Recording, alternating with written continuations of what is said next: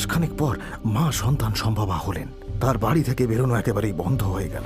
তবুও মা বারবার মনে মনে চাইতেন যেন একবার সেই ছায়ামূর্তির সঙ্গে তার দেখা হয়। একদিন রাতে মা শুয়ে এপাশ ওপাশ করছেন, কিছুতেই ঘুম আসছে না। শেষ রাতের দিকে হঠাৎ তার বমি পেতে লাগলো।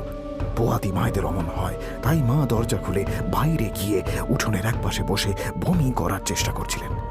এমন সময় আবার দেখেন সেই ছায়ামূর্তি তাকে ডাকছে।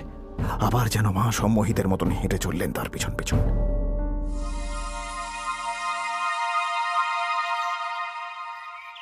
বাবার ঘুমটা ভেঙে যাওয়ায় বাবা দেখলেন বিছানায় মা নেই। এ কি, রুমনা এত ভোরে কোথায় গেল? শরীর খারাপ লাগছে বলে বাইরে গেছে নাকি? দেখি তো একবার বাইরে কি। বাবা তখনই বাইরে যেতে গিয়ে দেখেন সদর দরজা হাট করে খোলা, কিন্তু মা আশেপাশে কোথাও নেই। বাবা তখন গিয়ে ঠাকুমাকে ডাকলেন। মা, ও মা। কি হয়েছে রতন? অমন করছিস কেন? বৌমার কিছু হয়েছে নাকি? হ্যাঁ, তোমার বৌমাকে খুঁজে পাচ্ছি না মা। খুঁজে পাচ্ছিস না মানে? কোথায় যাবে ও? জানি না মা, আমি ঘুম থেকে উঠে দেখি ও বিছানায় নেই। সদর দরজা হাট করে খোলা। আমি চারিদিক তন্ন তন্ন করে খুঁজে নিয়েছি, এমনকি পুকুর পাড় গ্রামের অন্যান্য জায়গাতেও খুঁজে এসেছি। ও কোথাও নেই মা। তার মানে ও মেয়ে নিশ্চয়ই কোনো পরপুরুষের সাথে পালিয়েছে। শহরের লেখাপড়া জানা মেয়ে তো, গায়ে মন টিকবে কেন? ছি ছি ছি ছি ছি, এখন কাকে কি মুখ দেখাবো আমি?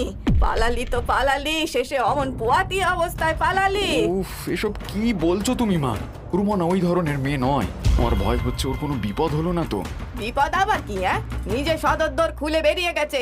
আবার বলি আরে বাপু তোর ঘুমের, তোর পাশের থেকে বউ উঠে গেল, তুই টেরটি পেলিনি? তুমি থামবে?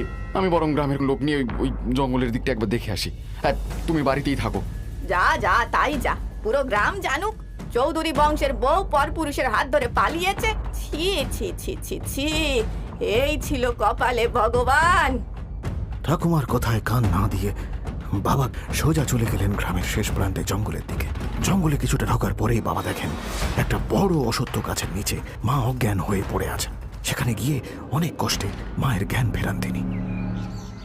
রুমনা, হে রুমনা, ঠিক আছো তুমি? আমার কি হয়েছিল?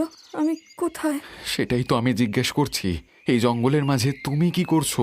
মা খানিকটা ধাতস্থ হয়ে উঠে বসতে তার গত রাতের ঘটনা সব মনে পড়ে যায়।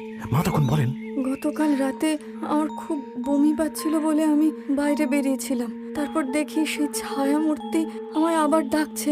আমিও কেমন সম্মোহিতের মতো তার পিছু পিছু হাঁটতে শুরু করলাম। ছায়ামূর্তিটা এই অশ্বত্থ গাছের তলায় এসে দাঁড়িয়ে মাটির দিকে হাত করে কিছু একটা নির্দেশ করছিল। আমি তো কিছুই বুঝতে পারলাম না। তারপর সে এই গাছের